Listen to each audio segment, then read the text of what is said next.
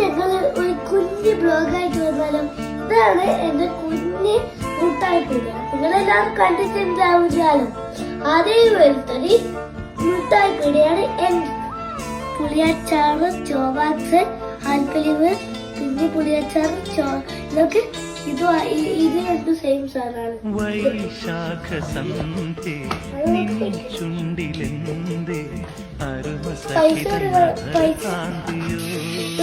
എന്റെ പീടികയിൽ 6:40 ഇരുപത് നിങ്ങൾ ആരല്ല ഇവിടെ ഉള്ളത് അവിടെ വന്നിട്ട് എന്റെ ഷോപ്പിൽ വന്നിട്ട് സാധനം വാങ്ങി.